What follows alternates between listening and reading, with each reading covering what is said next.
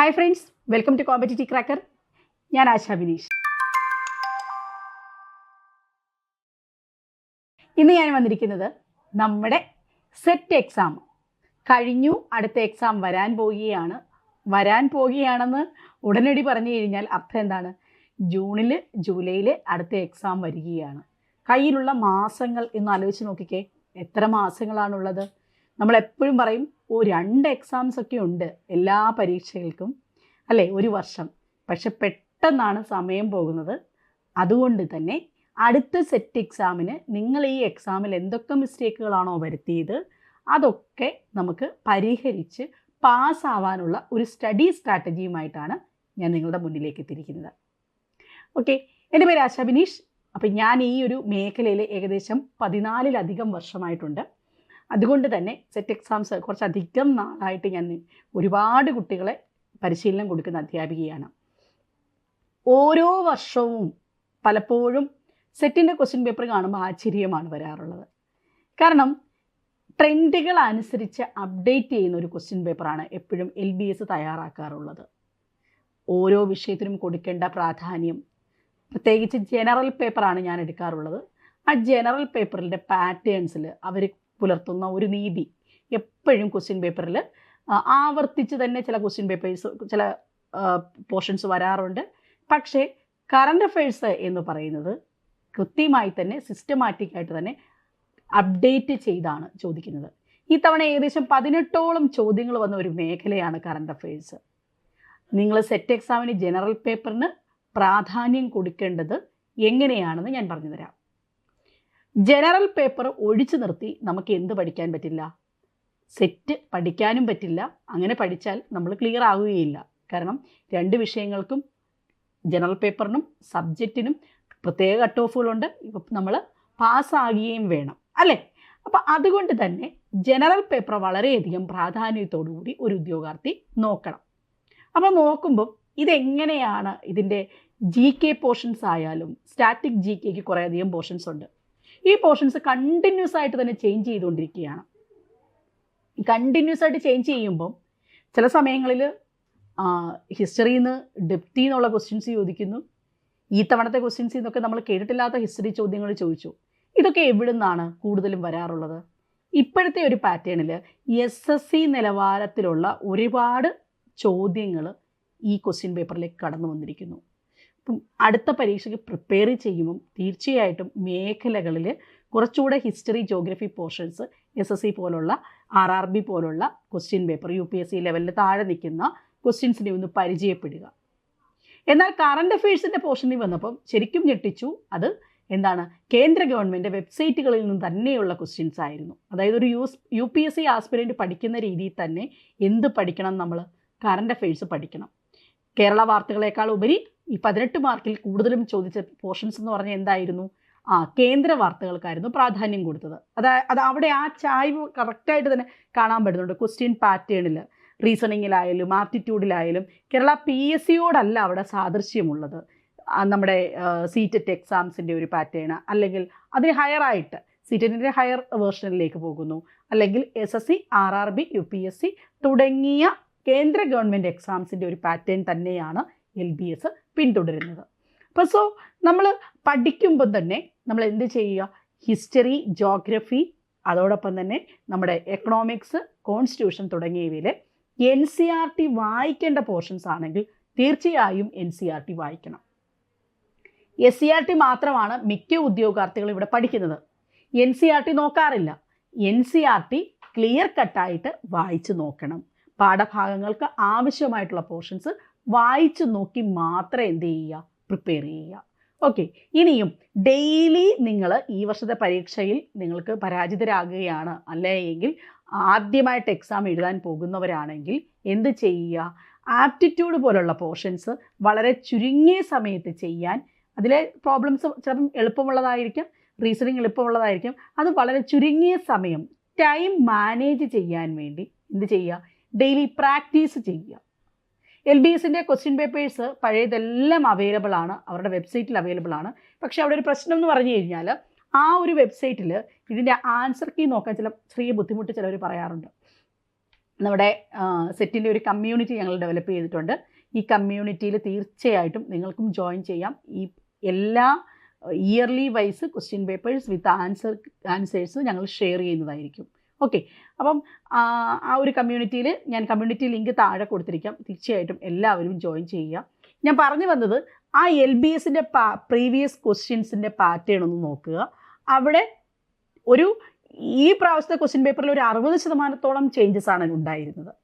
അത് മനസ്സിലാക്കി പാസ്സാകാനുള്ള സ്ട്രാറ്റജി എന്ന് പറഞ്ഞു കഴിഞ്ഞാൽ അത് മനസ്സിലാക്കി ജനറൽ പേപ്പറിനെ എല്ലാ ദിവസവും, അതായത് നിങ്ങളൊരു 60% എഫേർട്ട് പേപ്പർ 2 കൊടുക്കുന്നുണ്ടെങ്കിൽ 40% എഫേർട്ടെങ്കിലും പേപ്പർ 1 കൊടുക്കാൻ തയ്യാറാകുക.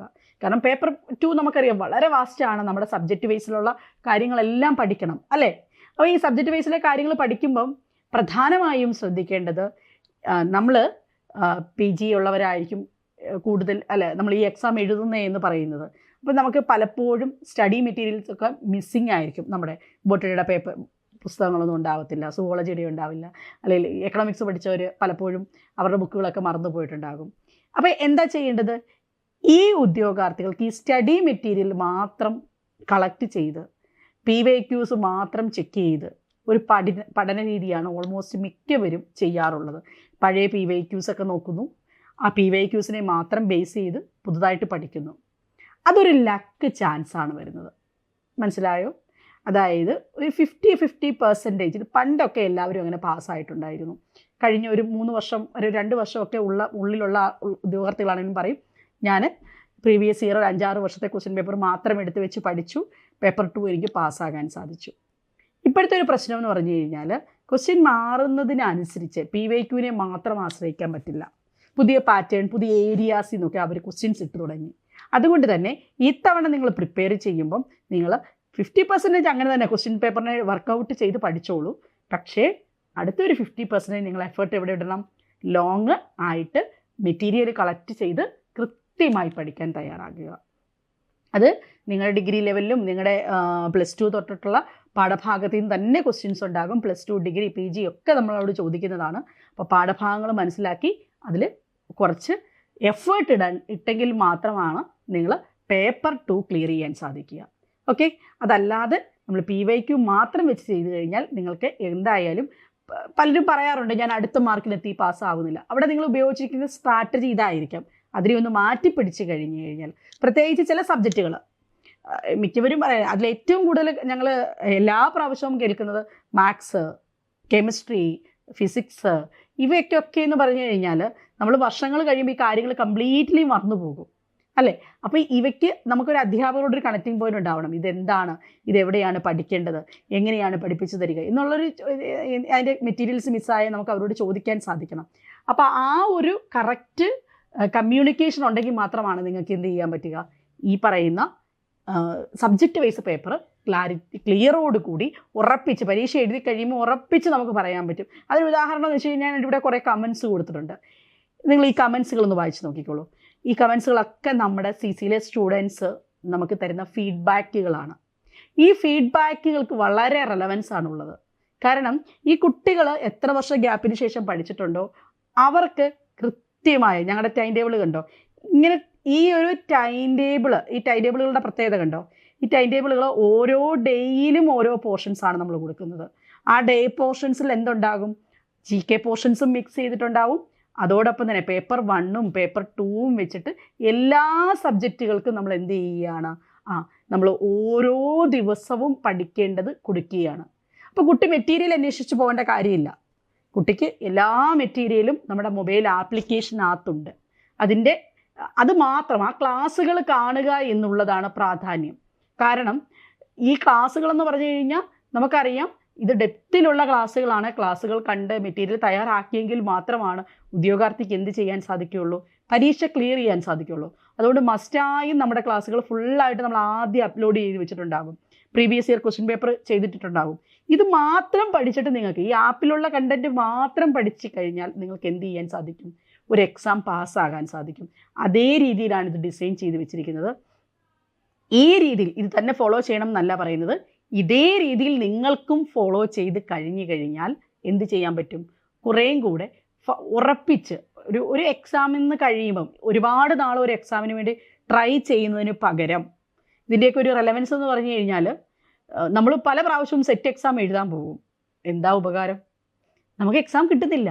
അതായത് ഒരു ക്വാളിഫയിങ് എക്സാമിന് വേണ്ടി നിങ്ങൾ ഇടുന്ന എഫേർട്ട് വളരെ കുറച്ച് സമയത്തേക്ക് മതി. ഒരു വർഷത്തിൽ 2 അറ്റംപ്റ്റ് ഉണ്ട്. അതിനുള്ളിൽ ക്ലിയർ ചെയ്ത് മാറുക എന്നുള്ളതായിരിക്കണം വൈസ്ലി നിങ്ങൾ ചെയ്യേണ്ടത്. അല്ലാതെ എല്ലാ പ്രാവശ്യവും ഇത് എഴുതിക്കൊണ്ടിരുന്ന് കഴിഞ്ഞാൽ എന്ത് ചെയ്യത്തില്ല. PSC ഇപ്പോൾ ഒരു HSST വിളിച്ചു കഴിഞ്ഞാൽ അടുത്ത 1.5 വർഷത്തിനുള്ളിൽ അടുത്ത നോട്ടിഫിക്കേഷൻ വിളിക്കും. മനസ്സിലായോ? 1.5 വർഷത്തിനുള്ളിൽ പരീക്ഷ നടക്കാൻ പോകുന്ന പ്രോസസ്സിലേക്കാണ് PSC മാറുന്നത്. അതിനിപ്പോൾ കറക്റ്റ് കണ്ടിന്യൂസ് സർക്കിൾസ് വന്നു തുടങ്ങി. അതിന് ഏറ്റവും ഉദാഹരണം എന്ന് പറഞ്ഞാൽ അടുത്ത LPUP വിളിക്കാൻ പോവുകയാണ് അടുത്ത ഡിസംബറിൽ LPUP വിളിക്കാൻ പോവുകയാണ്. 2026 ഡിസംബറിൽ LPUP വിളിക്കും. ഒന്ന് ആലോചിച്ച് നോക്കിക്കേ, ഈ ലിസ്റ്റ് ഇത്ര കൃത്യമായി ഇവിടെ ജൂണിൽ തീരുകയും അടുത്ത ലിസ്റ്റ് നിലവിൽ വരികയും ചെയ്തു. കണ്ണടച്ച് നടക്കുന്നതിന് ഇപ്പുറമാണ് സമയം പൊയ്ക്കൊണ്ടിരിക്കുന്നത്, അല്ലേ? നിങ്ങൾ കൂടുതൽ ഉദ്യോഗാർത്ഥികളും ഇപ്പം ഫൈനൽ ഇയർ ഒക്കെ പഠിച്ചുകൊണ്ടിരിക്കുന്ന B.Ed ഒക്കെ പഠിച്ചുകൊണ്ടിരിക്കുന്ന ഒരുപാട് ഉദ്യോഗാർത്ഥികളുണ്ടായിരിക്കും. ഞാൻ ഈ വീഡിയോ കാണുന്ന ഒരുപാട് ഉദ്യോഗാർത്ഥികളുണ്ടായിരിക്കും. നിങ്ങളോട് എനിക്ക് പറയാനുള്ളത് ഈ അവസരം കൃത്യമായി മുതലാക്കുക എന്നുള്ളതാണ്. പഠിച്ചിറങ്ങി ഞാൻ ഈയിടെ LPUPയുടെ ഇൻ്റർവ്യൂവുമായിട്ട് ഞങ്ങളുടെ ഒരുപാട് കുട്ടികൾ ഷോർട്ട് ലിസ്റ്റിൽ ഉൾപ്പെട്ടിട്ടുണ്ടായിരുന്നു. അപ്പോൾ അവരുടെ ഇൻ്റർവ്യൂ കോച്ചിങ്ങുമായിട്ട് കേരളത്തിൽ തിരുവനന്തപുരം മുതൽ കാസർഗോഡ് വരെ ഞാൻ പ്രോഗ്രാമിന് പങ്കെടുത്തു. എന്നെ ഞെട്ടിച്ച കാര്യം എന്താണെന്ന് വെച്ച് കഴിഞ്ഞാൽ ചെറിയ കുട്ടികൾ +2 കഴിഞ്ഞ് DTCക്ക് പോയി ഇപ്പം ഡിഗ്രി ചെയ്തുകൊണ്ടിരിക്കുന്നു. ആ കുട്ടികൾ ലിസ്റ്റിലുണ്ട്. അപ്പോൾ നോക്കിക്കുക അവരുടെ ഒരു സർവീസിൻ്റെ ലെങ്ത് കിട്ടുന്നത്. അതും CBSE സ്കൂളിലൊക്കെ പഠിച്ച് വളരെ സ്മാർട്ടായിട്ടുള്ള കുട്ടികൾ TTCക്ക് പോയി. നമ്മൾ ആരും വിചാരിക്കത്തില്ല ഇവരെന്തിന് TTC എടുത്തു എന്ന് നമ്മൾ വിചാരിക്കും. പക്ഷേ അവർക്ക് കറക്റ്റായിട്ട് ആ കരിയർ എവിടെ സെറ്റ് ചെയ്യണം എന്നുണ്ട്. ഇപ്പോൾ 21 വയസ്സിൽ അവർ കോഴ്സ് കഴിഞ്ഞു. അടുത്തത് എന്താണ്? ഒരു ജോലിയിലേക്കുള്ള പ്രവേശനമാണ്. ആ സമയത്ത് തന്നെ TTCയുടെ ഫൈനൽ ഇയറിൽ തന്നെ അവർ എന്ത് ചെയ്യുകയാണ്? ക്വാളിഫയിങ് എക്സാം പാസ്സാകുകയാണ്. അല്ലെങ്കിൽ B.Edൻ്റെ ഫൈനൽ ഇയറിൽ തന്നെ. അതവിടെ ചെയ്യുന്നത് അവരുടെ സ്മാർട്ടായിട്ടുള്ള സ്റ്റഡി സ്ട്രാറ്റജിയാണ് കാണിക്കുന്നത്. ഇപ്പം നിങ്ങളിപ്പം B.Edനൊക്കെ പഠിച്ചുകൊണ്ടിരിക്കുന്നവരാണെങ്കിൽ എല്ലാവരും കൂട്ടുകാർ ഒരുമിച്ച് കുറച്ച് എക്സാംസ് ഒക്കെ എഴുതും. അങ്ങനെ പോയി എഴുതേണ്ട ഒന്നല്ല ഈ പറയുന്ന ക്വാളിഫയിങ് എക്സാം. ആരും എങ്ങനെയും ആ എക്സാമിനെ സമീപിച്ചോട്ടെ. നിങ്ങൾ വളരെ സീരിയസ് ആയിട്ടാണ് ഈ പ്രൊഫഷനെ കാണുന്നതെങ്കിൽ, ഈ പ്രൊഫഷണൽ കോഴ്സിനെ എടുത്തിട്ടുള്ളതെങ്കിൽ ഇതിനുള്ള ജോലി സാധ്യത മറ്റൊരു കോഴ്സിനും ഉണ്ടാവില്ല. പ്രത്യേകിച്ച് കേരള ഗവൺമെൻറ്റിലുണ്ടാവുന്ന ഈ ഒരു വേക്കൻസികൾ. നമുക്കറിയാം നമ്മുടെ സ്കൂളുകളിൽ പലപ്പോഴും ഇപ്പം കഴിഞ്ഞ ദിവസം നമ്മുടെ ബഡ്ജറ്റുമായി ബന്ധപ്പെട്ട ഒരു അവലോകനം ഉണ്ടായിട്ടുണ്ടായിരുന്നു. ബഡ്ജറ്റുമായിട്ട് ബന്ധപ്പെട്ട അവലോകനത്തിൽ പറയുന്നുണ്ട് കേരളത്തിലെ ജനസംഖ്യ കുറഞ്ഞു വരികയാണ്, പുതിയ കുട്ടികൾ ഉണ്ടാകുന്നില്ല. പക്ഷെ എന്നിരുന്നാൽ പോലും പൊതുവിദ്യാലയങ്ങൾ ഒരിക്കലും എന്തിലേക്ക് പോകത്തില്ല? അടച്ചിടിയിലേക്ക് പോകത്തില്ല. അതെന്താ? ഓരോ സർക്കാരിൻ്റെയും മാറി വരുന്ന നയങ്ങൾ അങ്ങനെയാണ്, കേരളത്തിലെ നയങ്ങളെന്ന് പറയുന്നത്, അല്ലേ? അപ്പോൾ അതുകൊണ്ട് തന്നെ നമ്മൾ ഓരോരുത്തരും അതിനെപ്പറ്റി കൃത്യമായി അവെയർ ആകുക. നിങ്ങളൊന്ന് ആലോചിച്ച് നോക്കിയാൽ മതി, ഒരു എഞ്ചിനീയറിംഗ് ഗ്രാജുവേറ്റിന് കേരള PSC കൊടുക്കുന്ന എത്ര നിയമനങ്ങളാണ് കൊടുക്കുന്നത്, അല്ലേ? ഒരു ഡിഗ്രി അത് കഴിഞ്ഞ് ഒരു ഡോക്ടേഴ്സിന് കൊടുക്കുന്ന, പ്രൊഫഷണൽ കോഴ്സ് കഴിഞ്ഞ് ഒരു ഡോക്ടേഴ്സിന് കൊടുക്കുന്ന എത്ര കോഴ്സുകളായിരിക്കും, അല്ലേ?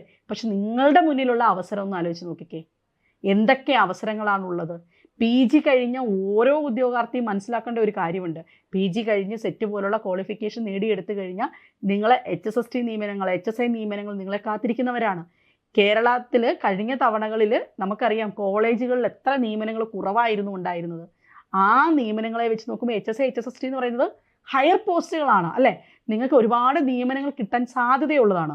ഇനിയും സെറ്റ് നേടി ഞാൻ അടുത്ത HSI HSST മാത്രമല്ല നോക്കേണ്ടത്. അടുത്ത് നമ്മൾ എന്ത് നോക്കണം? നമ്മുടെ മുന്നിലുള്ള ഏത് അവസരത്തെയും നമുക്ക് ഗ്രാബ് ചെയ്യാൻ പറ്റണം. LPUP ആണോ UP എക്സാം എഴുതാൻ സാധിക്കുന്നതാണ്. മലയാളത്തിൽ പഠിക്കണം എന്ന് മാത്രമേ ഉള്ളൂ. അതിന് നമുക്ക് വില്ലിങ്നെസ് ഉണ്ട് എങ്കിൽ തീർച്ചയായിട്ടും നമുക്ക് അത് പഠിച്ചെടുക്കാവുന്നതേ ഉള്ളൂ. ഒരിക്കലും അതൊരു വലിയ കാര്യമൊന്നുമല്ല. ഒരു 2 മാസം കഷ്ടപ്പെട്ട് കഴിഞ്ഞ് കഴിഞ്ഞാൽ പിന്നെ ട്രാക്കിലാകും. ആ ഫസ്റ്റ് 2 മന്ത്സിൻ്റെ ഒരു പ്രശ്നമേ ഉള്ളൂ. പക്ഷെ 2 മന്ത്സ് കൊണ്ട് നമുക്കത് നേടിയെടുക്കാൻ പറ്റുന്നതേ ഉള്ളൂ. ആ ട്രാക്കിലേക്ക് കയറാൻ സാധിക്കും. അതെനിക്ക് അത്രയും ഉറപ്പുണ്ടായിട്ടാണ് ഞാൻ പറയുന്നത്. അപ്പം ഈ പലപ്പോഴും നിങ്ങൾ കഴിഞ്ഞ തവണകളിൽ എക്സാമിൽ പരാജിതരാകാനുള്ള അടുത്ത ഒരു മെയിൻ കാരണം എന്ന് പറയുന്നത് പരീക്ഷ അടുത്ത സമയത്ത് നിങ്ങൾ പഠിച്ചതുകൊണ്ടാകാം. ഇത് വലിയൊരു സിലബസും വലിയ മാർക്ക് ഡിസ്ട്രിബ്യൂഷനും ഒക്കെ ഉള്ള ഒരു പോർഷനിൽ പരീക്ഷ അടുക്കുന്ന 2 മാസം കൊണ്ടോ 3 മാസം കൊണ്ടോ ഇതിനെ സമീപിച്ച് കഴിഞ്ഞാൽ നമുക്ക് ഉറപ്പിച്ച് വിജയിക്കും എന്ന് പറയാൻ പറ്റില്ല. അതുകൊണ്ട് എന്താ ചെയ്യേണ്ടത്? നേരത്തെ തന്നെ ഒരു ദിവസം ഒരു 5 മണിക്കൂർ വെച്ച് നേരത്തെ പഠിക്കുക. ഇത്തവണത്തെ എക്സാംസിന് അങ്ങനെ തന്നെയാവണം. റിസൾട്ടും വന്ന് എല്ലാം കഴിഞ്ഞ് ഞങ്ങൾ അടുത്ത നോട്ടിഫിക്കേഷനും വന്ന് എക്സാം ഡേറ്റും കഴിഞ്ഞതിന് ശേഷം മാത്രം സെറ്റിന് അപ്ലൈ ചെയ്ത ശേഷം മാത്രം ഞാൻ എന്ത് ചെയ്യും, പുസ്തകം തുറക്കുമെന്ന് വിചാരിച്ചു കഴിഞ്ഞാൽ നമ്മളൊന്നും ചെയ്യാൻ പോകുന്നില്ല, നമ്മൾ പാസ്സാവില്ല. 10 പ്രാവശ്യം എഴുതി എനിക്ക് പാസ്സാകാൻ പറ്റില്ല, അതുകൊണ്ട് ഞാൻ സെറ്റ് ഉപേക്ഷിച്ചു. ആരോട് ചെയ്യുന്ന കാര്യമാണിത്? നമ്മളോട് ചെയ്യുന്ന നീതികേടാണിത്. 40 വയസ്സ് വരെ കേരളത്തിൽ നമുക്ക് അധ്യാപകരാകാൻ PSCക്ക് ഒരു ജനറൽ കാറ്റഗറിയിൽ അവസരമുണ്ട്. 43 വരെ OBCക്കാർക്ക് പറ്റും, 45 വരെ SC STക്കാർക്ക് പറ്റും. ഈ അവസരങ്ങളൊക്കെ നിങ്ങൾക്ക് വേണ്ടിയിട്ടുള്ളതാണ്. ഒരു കോളേജിലേക്ക് കയറണമെങ്കിലോ ഒരു സ്കൂളിലേക്ക്, ഒരു ഹയർ സെക്കൻഡറി സ്കൂളിൽ കയറണമെങ്കിൽ ഇന്ന് മിനിമം കേരളത്തിൽ 50 ലക്ഷം രൂപയിൽ കുറഞ്ഞു ഒരു സീറ്റ്, 50 ഏറ്റവും കുറവുള്ള രൂപയാണ്, 50 ലക്ഷത്തിൽ കുറവ് ഒരു സീറ്റ് നമുക്ക് കിട്ടാൻ പോകുന്നില്ല അല്ലേ? നിങ്ങളുടെ കൂട്ടത്തിലുള്ള എത്ര പേർക്ക് BEd കഴിഞ്ഞ PG ഉള്ള നിങ്ങളെപ്പോലുള്ള എത്ര പേർക്ക് സെറ്റുണ്ട്? അപ്പോൾ അവസരങ്ങൾ ചില സ്കൂളുകളിൽ എന്തായിരിക്കും ഈ അവസരങ്ങളെന്ന് പറയുന്നത്, മാനേജ്മെൻറ്റ് സീറ്റിലാണെങ്കിൽ പോലും സെറ്റുള്ളവരെ ചില സബ്ജക്റ്റുകളിൽ കിട്ടാനില്ല. മനസ്സിലായോ? ഹിന്ദി സെറ്റിന് കഴിഞ്ഞ തവണ എറണാകുളം ജില്ലയിൽ എന്തുമാത്രം പിടിവലിയായിരുന്നു അറിയാമോ? കാരണം പലർക്കും ഹയർ സെക്കൻഡറി പോലുള്ളടത്ത് ഈ ഒരു യോഗ്യതയുണ്ട് എങ്കിൽ തീർച്ചയായിട്ടും എടുക്കപ്പെടും. പക്ഷേ പലർക്കും എന്തില്ല, ഈ പറയുന്ന ക്വാളിഫിക്കേഷൻ ഇല്ല. അതുകൊണ്ട് തന്നെ നിങ്ങളുടെ മുന്നിലുള്ള അവസരം എന്താണോ ഉള്ളത് അത് കറക്റ്റായിട്ട് മനസ്സിലാക്കുക. ഇതിന് കോമ്പറ്റീറ്റീവ് ക്രാക്കർ നിങ്ങളോടൊപ്പം ഉണ്ട്. നിങ്ങൾ ഞങ്ങളുടെ റിസൾട്ടുകളൊന്ന് നോക്കുക. ഈ റിസൾട്ടുകൾ കണ്ടോ? ഇത് മറ്റൊരു സ്ഥാപനത്തിനും കേരളത്തിൽ ഓൺലൈനിൽ അവകാശപ്പെടാനില്ലാത്ത റിസൾട്ടുകളാണ്. ഓരോ സബ്ജക്റ്റിനും ആ സബ്ജക്റ്റിൻ്റെ ഒരു 6-7 സബ്ജക്റ്റ് എക്സ്പേർട്സ് നിങ്ങളോടൊപ്പം ഉണ്ടാകും. ആ എക്സ്പേർട്സിൻ്റെ കൂടെയും മെൻറ്റേഴ്സിൻ്റെ കൂടെയും നിങ്ങൾക്കും യാത്ര തുടരാം. ഞാനും ഉണ്ടാകും ഒപ്പം. നമുക്ക് ഒരുമിച്ച് കാണാം, നേരത്തെ പഠിച്ചു തുടങ്ങാം. ലോങ് ബാച്ചിൻ്റെ ഡീറ്റെയിൽസ് ഞാനിവിടെ മെൻഷൻ ചെയ്തിട്ടുണ്ട്. തീർച്ചയായിട്ടും ലോങ് ബാച്ചിൽ എല്ലാവരും ഉണ്ടാവണം. നമുക്ക് ഒരുമിച്ച് പഠിക്കാം, ഒരുമിച്ച് നേടിയെടുക്കാം. Thank you.